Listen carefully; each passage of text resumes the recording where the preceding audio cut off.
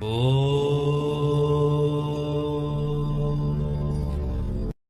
అండి, అందరికీ నమస్కారం. దక్షిణాయనం శరదృతువు ఆశ్వీజమాసం కృష్ణపక్షం ద్వితీయ భరణి నక్షత్రం. ఈ నక్షత్రానికి యముడు అధిపతి మరియు గ్రహాలలో శుక్రుడు అధిపతి. రాశులలో మేషరాశి. ఇక ఈరోజు ఉదయాన్నే నవగ్రహ ప్రదక్షిణ చేయాలి. ఇలా చేయడం వలన శని దోషం తగ్గిపోతుంది. నవగ్రహాలు లేకపోతే రావి చెట్టుకి ప్రదక్షిణ చేయాలి. ఇలా చేయడం వలన నవగ్రహ దోషాలు తొలగిపోతాయి. అంతేకాకుండా ఇంట్లోనే పూజ చేసేవారు వెంకటేశ్వర స్వామి ముందు కానీ లేదా విష్ణుమూర్తి ముందు కానీ 2 దీపాలు వెలిగించి నవగ్రహ స్తోత్రం పారాయణ చేసుకోవాలి. ఇలా చేసుకోవడం వలన గ్రహ బాధలు తగ్గిపోతాయి. అంతేకాకుండా ఈరోజు భరణి నక్షత్రం ద్వితీయ కాబట్టి ఖచ్చితంగా దీనిని ఆచరించడం వలన గ్రహాల యొక్క దుష్ప్రభావం తగ్గిపోతుంది. ఇక ఈరోజు మృత్యుంజయ మహామంత్రాన్ని జపించాలి. అందరూ కూడా మంత్రబలంలో భాగంగా ఈరోజు ఓం మృత్యుంజయాయ నమః, ఓం మృత్యుంజయాయ నమః, ఓం మృత్యుంజయాయ నమః అనేది మృత్యుంజయ మహామంత్రం. దీనికి బీజమంత్రం అంటే ఓం జుం సహ మృత్యుంజయాయ నమః అనేది బీజమంత్రం. ఇక ఈ నామాన్ని జపించడం వలన జీవితంలో అపమృత్యువు అంటే అనారోగ్యం కారణంగానో అనుకోకుండా ఏదైనా ప్రమాదం జరగడం వలనో ఇటువంటివి జరిగినప్పుడు దాని నుండి బయటపడతాం. ఈ మంత్రాన్ని తెలిసి జపించినా తెలియక జపించినా కూడా ఆ మంత్ర ప్రభావం అనేది ఏదో విధంగా మనల్ని కాపాడుతూ ఉంటుంది. మృత్యుంజయ యంత్రం కూడా చాలా శక్తివంతమైనది. అంతేకాకుండా చాలా విశేషమైనటువంటిది. ఈ యంత్రం మృత్యువుని జయించడానికి మరియు పూజించడానికి మాత్రమే కాకుండా ఏ ఎనర్జీ ఎలా ఉత్పత్తి అవుతుంది అనే దానికి కూడా ఇది బాగా ఉపయోగపడుతుందట. ఏదైనా వస్తువు కొన్నప్పుడు లేదా ఏదైనా వాహనం కొన్నప్పుడు ముందుగా స్వస్తిక్ గుర్తు వేస్తూ ఉంటాం. అలాగే ఇంటి సింహద్వారం పైన కూడా మనం స్వస్తిక్ గుర్తు వేస్తూ ఉంటాం. ఎందుకంటే ఎటువంటి అశుభం జరగకుండా అన్నీ శుభం జరగాలనే ఉద్దేశంతో వేస్తూ ఉంటాం. ఒక స్వస్తిక్కి 1,00,000 మెగాబైట్స్ శక్తి ఉంటుందట. అదే మృత్యుంజయ యంత్రం కూడా ఎటువంటి నెగిటివ్ ఎనర్జీ వచ్చినా అది వెనక్కి పంపించేలా చేస్తుందట. అది కూడా 1,00,000 మెగాబైట్ల పాజిటివ్ ఎనర్జీని ఉత్పత్తి చేసి నెగిటివ్ ఎనర్జీని దూరం చేస్తూ ఉంటుందట. ఇది రీసెర్చ్ ద్వారా నిరూపితమైనది. స్వస్తిక కలిగిన మృత్యుంజయ యంత్రాన్ని పెట్టుకోవడం వలన చెడు తరంగాలను, నరఘోషని, నరదృష్టిని రాకుండా చేస్తుంది. నెగిటివ్ ఎనర్జీని దూరం చేస్తుంది. పాజిటివ్ శక్తిని పెంచుతుంది. స్వస్తిక్ చిహ్నం వేసి దాని ముందు కూర్చొని మృత్యుంజయ మంత్రాన్ని జపించి తర్వాత కొంచెం పూలు కుంకుమ చేతిలోకి తీసుకొని స్వస్తిక్ పైన క్షీరతర్పణం వదిలేసి తర్వాత స్వస్తిక్ని చెరిపి దానిని నుదుట రాసుకోవాలి. అంతటితో ఆ మృత్యువు పోతుంది అని తంత్ర సాధనలో ఆచరిస్తూ ఉంటారు. అయితే మన జన్మజాతకంలో గండాలు, గండాంతరాలు, వాహన గండాలు ఇటువంటివి ఏవైనా ఉంటే అటువంటి ప్రభావం చూపిస్తుందట. చాలామందికి కుజదశలో రాహుభుక్తి వచ్చినప్పుడు లేదా రాహుదశలో కుజుభుక్తి వచ్చినప్పుడు, శని దశలో కుజుభుక్తి వచ్చినప్పుడు, శని దశలో రాహుభుక్తి వచ్చినప్పుడు వాళ్ళ జన్మజాతక రీత్యా ఆ గ్రహాలు దుస్థానంలో ఉంటే వారికి ఖచ్చితంగా యాక్సిడెంట్స్ జరుగుతూ ఉంటాయట. అయితే ఈ మృత్యుంజయ మంత్రాన్ని జపిస్తూ ఉండడం వలన ఆ మంత్రబలం కవచంగా పనిచేసి మృత్యువు నుండి బయటపడేలా చేస్తుంది. అయితే ఈరోజు శనివారం, శనీశ్వరుడు ఆయుష్కారకుడు, పైగా యమనక్షత్రం కూడా. కాబట్టి ఈరోజు మృత్యుంజయ మంత్రాన్ని జపించడం వలన దివ్యమైన యోగం ప్రాప్తిస్తుంది. ఇక మంచి మాట. నిజానికి మనకి ఎవరైనా గౌరవం ఇస్తున్నారు అంటే అది వారిలో ఉన్న సంస్కారం, వాళ్ళలో ఉన్న మంచితనం. కానీ మనకి మనం గౌరవించుకోవడం అనేది మనలో ఉన్న మంచితనం. అయితే ఇతరులు మిమ్మల్ని గౌరవించట్లేదు అన్నంత మాత్రాన మీలో ఏదో మంచితనం లేదనో గౌరవం లేదనో అర్థం కాదు. అయితే ఒకరు మిమ్మల్ని గౌరవిస్తున్నారు అంటే మీలో ఆ సంస్కారం ఉందని అర్థం. అంతేగాని గౌరవించనంత మాత్రాన సంస్కారం లేదనే అర్థమైతే కాదు. కాకపోతే మనలో ఉన్న మంచితనాన్ని వాళ్ళు గుర్తించట్లేదు అని అర్థం చేసుకోవాలి. అయితే పెద్దవారితో అయినా చిన్నవారితో అయినా ప్రేమతో మాట్లాడడం అలవాటు చేసుకోవాలి. మీరు పుట్టిన స్థాయిని బట్టి ఏదో గొప్ప అని ఎదుటివారితో ఎలా ఉండాలి అనేది మర్చిపోతే మీరు సంస్కారం తెలియని వారిగా మిగిలిపోతారు.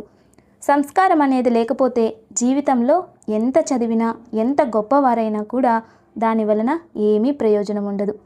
అది ఏ వయసు వారైనా కావచ్చు, స్త్రీ అయినా పురుషులైనా గౌరవంతో మాట్లాడడం, గౌరవించడం అలవాటు చేసుకుంటే పిల్లలకు కూడా అదే అలవాటు అవుతుంది. రోజు మీరు ఏదైతే పిల్లలకి అలవాటు చేస్తారో వారు అదే పాటిస్తారు. ఇక గృహ సంపద. గృహ సంపద అంటే గృహంలో ఏదైనా మంచిది జరగడం అని అర్థం. దాదాపు 100 సంవత్సరాల పూర్వమే స్ఫటికను గురించి పరిశోధన చేశారట. అప్పుడు ఆ క్రిస్టల్పై నీటిని పోయడం వలన దాని నుండి వచ్చే తరంగాలు మనిషి శరీరంపై ప్రభావాన్ని చూపించి వేడిని తగ్గిస్తుంది, తాపాన్ని కోపాన్ని తగ్గిస్తుందట. దాని నుండి వచ్చే లహరీలు తనంతట తానే శరీరాన్ని స్వీకరించి ఆ శరీరంలో ప్రశాంతత లహరీలను బ్రెయిన్లో ఉత్పత్తి అయ్యేలా చేస్తుందట. క్రిస్టల్ శివలింగం పైన ఇంట్లో నీళ్లతో రుద్రాభిషేకం చేస్తూ ఉంటారు. దానివలన ప్రశాంతతను ఇచ్చే లహరీలు ఉత్పత్తి అయి ప్రశాంతత ఏర్పడుతుంది. దీనికి బదులుగానే ఇళ్లల్లో వాటర్ ఫౌంటైన్స్ను తీసుకొచ్చారట. అలాంటివి క్రిస్టల్లో తయారు చేసినవి వాటర్ క్రిస్టల్పై పడేలాంటివి ఇంట్లో ఈశాన్యంలోనో వాయువ్యంలోనో పెట్టడం వలన క్రిస్టల్ ఎనర్జీ ద్వారా ఆ ఇంట్లో ప్రశాంతత ఏర్పడుతుందట. ఇక దివ్య పూజ. రేపు ఆదివారం, కృతికా నక్షత్రం. కృతికా నక్షత్రం అంటే అగ్ని నక్షత్రం. కృతికా నక్షత్రంలో ఎవరు జన్మించినా వారికి కొంచెం కోపం ఎక్కువగా ఉంటుందట. అంతేకాదు వాళ్ళు ఏ నిర్ణయాలైనా తీసుకుంటారు. దానివలన ఇతరులకు మంచి జరగవచ్చు, చెడు కూడా జరగవచ్చు. కానీ తీసుకున్న నిర్ణయాలను మాత్రం మళ్ళీ వారు మార్చుకోరు. అంటే వారు భవిష్యత్తు గురించి ఆలోచించరు. తాత్కాలికంగా అంటే కోపంలో వారు అనుకున్నది మాత్రమే చేసేస్తారు. అటువంటి నిర్ణయాలు వారు తీసుకుంటూ ఉంటారు. ఇది ఈ నక్షత్రం వలనే కాకుండా ఇతర జాతక ప్రభావం వలన కూడా ఇలా జరుగుతూ ఉంటుంది.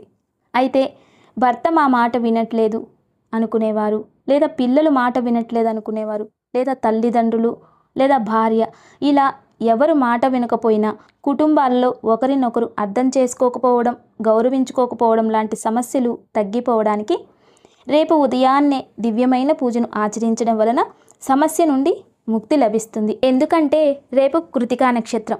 ఈ నక్షత్రానికి సూర్యుడే అధిపతి. అంతేకాకుండా రేపు ఆదివారం కూడా. ఆదివారానికి కూడా సూర్యుడే అధిపతి కాబట్టి ఉదయాన్నే జిల్లేడు ఒత్తులతో ఇంట్లో గణపతి ముందు కానీ, సుబ్రహ్మణ్య స్వామి ముందు కానీ, లేదా అమ్మవారి ముందు కానీ విప్ప నూనెతో దీపం వెలిగించి ఎవరైతే అధిక కోపం మరియు మాట వినకుండా ఉంటారో వారిని తలుచుకొని 2 గోధుమలు 2 మినుములు చేతిలో పట్టుకొని వాళ్ళ పేర్లు చెప్పి వాటిని వెలిగే దీపంలోకి వేసేయాలి. ఇలా చేస్తే వాళ్ళు మిమ్మల్ని గౌరవిస్తారు మరియు చెప్పింది ప్రశాంతంగా వింటారు. దీనివలన శుభం జరుగుతుంది. ఇక ఆయుక్షేమం. ఈరోజు దివ్యమైన ఆయుక్షేమం ఎర్ర మద్ది చెక్క. దీన్ని అర్జున వృక్షం అని కూడా అంటూ ఉంటారు. ఇందులో తెలుపు, ఎరుపు అని 2 విధాలుగా ఉంటుంది. తెల్ల మద్ది చెక్కను శ్వేతార్జున అంటారు. ఎరుపు దానిని రక్తార్జున అంటారట. శ్వేతార్జున అనేది హృదయానికి సంబంధించినది. అంటే ఎటువంటి బలహీనమైన హృదయాన్ని కూడా అది బలంగా చేసి హృదయ రోగాలను తగ్గిస్తుంది. అలాగే ఎర్రమద్ది స్కిన్ సంబంధిత సమస్యలను తగ్గిస్తుంది మరియు మనిషి అందంగా కనిపించడానికి ఇది బాగా ఉపయోగపడుతుంది. ముఖంపై మొటిమలు, మచ్చలు లేదా గాయంతో వచ్చిన మచ్చలు, ఇలా దేన్నైనా కూడా ఎర్రమద్ది చెక్క చూర్ణాన్ని తేనెతో కలిపి రాయడం వలన అది తగ్గిపోతుంది. లేదా దాన్ని గంధం చెక్కపై రుద్ది దాన్ని తీసి రాత్రిపూట ముఖానికి ప్యాక్లా వేసుకొని పడుకోవడం వలన పిగ్మెంటేషన్ మరియు కొందరికి ఎలర్జీ వలన ముఖం నల్లగా మారిపోయి ఉంటుంది. వీరికి ఈ ప్యాక్ చాలా బాగా ఉపయోగపడుతుంది.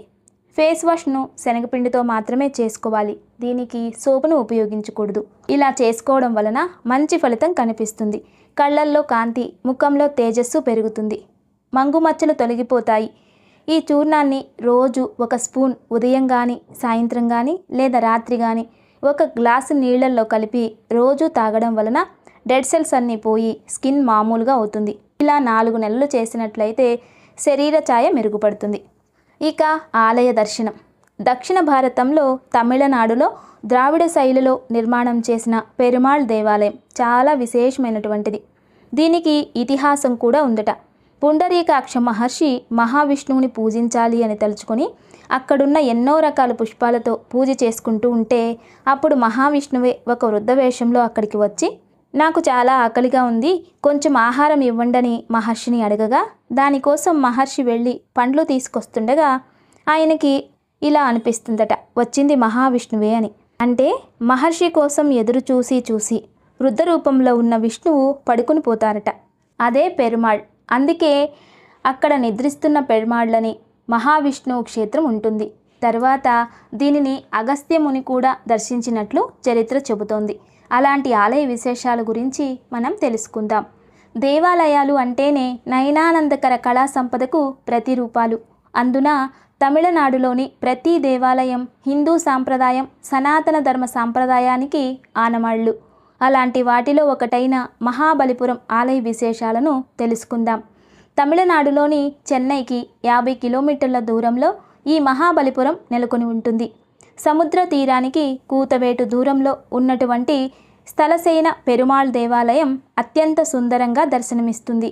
ఈ ఆలయం అత్యంత ప్రాచీనమైనటువంటిది. తమిళనాడులోని 104 దివ్యక్షేత్రాలలో స్థలసేన పెరుమాళ్ దేవాలయం కూడా ఒకటి. చరిత్ర తెలియజేస్తున్న దాని ప్రకారం చంద్రగిరి రాజులు ఈ దేవాలయాన్ని నిర్మింపజేశారట. 4 ఎకరాల సువిశాల ప్రాంగణంలో నిర్మితమైనటువంటి ఈ దేవాలయానికి 19వ శతాబ్దంలో మరమ్మతులు చేయబడ్డాయి. పల్లవ రాజులు ఈ దేవాలయాన్ని నిర్మింపచేసినట్టుగా కూడా మరో కథనం ఉంది. పుండరీక మహర్షి ఒక బుట్ట నిండా తామర పువ్వులు తీసుకొని శ్రీ మహావిష్ణువును క్షీరాబ్దనాథుడిగా పూజించేందుకు తూర్పు వైపుకు వెళ్తుండగా ఒక వృద్ధ బ్రాహ్మణ వేషంలో స్వామివారు ఆయన భక్తికి మెచ్చి ఎదురు వెళ్ళి ఆయన పాదాల చెంత ఆ తామర పుష్పాలను ఉంచమన్నారట. అందుకే ఈ దేవాలయంలో స్వామివారి పాదాల చెంత తామర పూలు ఉంటాయి. ఇది ఈ దేవాలయంలో ఒక విశేషం. ఇంకో విశేషం ఏమిటి అంటే సాధారణంగా ఎక్కడైనా శ్రీ మహావిష్ణువు శేషతల్పంపైన శయనించి ఉన్నట్లు మనకు దర్శనమిస్తూ ఉంటారు. కానీ ఇక్కడ మాత్రం స్వామివారు నేలపైన శయనించడం మనం దర్శించుకోవచ్చు. ఇలా స్వామివారు నేలపైన శయనించే దేవాలయం ఇదొక్కటే కావడం విశేషం. అందువలన స్వామివారికి స్థలసేన పెరుమాళ్ అనే పేరు కూడా ఏర్పడింది. స్వామివారు స్థలసేన పెరుమాళ్గా దర్శనమిస్తున్న కారణంగా స్వామివారిని దర్శించుకుంటే భూ వివాదాలు సమసిపోయి సొంతింటి కల నెరవేరుతుందనేది భక్తుల విశ్వాసం. మాఘమాసంలో ఇక్కడ విశేషంగా పూజలు నిర్వహించబడతాయి. ఈ ఆలయంలో సీతారాములను సైతం దర్శించుకోవచ్చు. అలాగే తాయారు నీలమంగై తాయారుగా ఇక్కడ దర్శనమిస్తూ ఉంటారు. ఆళ్వార్లలో ఒకరైనటువంటి శ్రీ భూతాళ్వార్ జన్మస్థలంగా ఈ ప్రదేశం ప్రసిద్ధికెక్కింది. స్థలసేన పెరుమాళ్ ఆలయానికి అతి సమీపంలోని పాండవుల పంచరథాలను స్వామివారి కోవెల వెనక వైపున శ్రీకృష్ణుడి చేతిలోని వెన్నముద్దుగా ప్రసిద్ధికెక్కినటువంటి పెద్ద రాయిని కూడా ఈ దేవాలయంలో దర్శించుకోవచ్చు. ఇక మహాబలిపురం అంటేనే శిల్పకళా సంపదకు పేరుగాంచినది. అందుకే ఇన్ని మహిమలు, ఇంతటి సౌందర్యం గల ఈ ఆలయంతో పాటుగా మొత్తం మహాబలిపురాన్ని అందరూ దర్శించుకొని స్వామివారి కృపను పొందాలని కోరుకుందాం. దివ్యమైన యోగక్షేమం. బాలారిష్ట దోషాలు తొలగిపోయేందుకు ఈరోజు సాయంత్రం పిల్లలకు ఆంజనేయ స్వామి వారి దర్శనం చేయించి తులసీ తీర్థాన్ని ముఖంపై సంప్రోక్షణ చేయించాలి. స్వామివారిని అర్చించిన సింధూరాన్ని పిల్లల నుదుటి ధరింపచేసి ప్రదక్షిణలు చేయించాలి. దేవాలయానికి వెళ్ళే వీలు కాని వారు ఇంట్లోనే స్వామివారికి సింధూరార్చన చేసి ఆ సింధూరాన్ని పిల్లల నుదుట ధరింపచేయాలి. నమస్తే. Thanks for watching.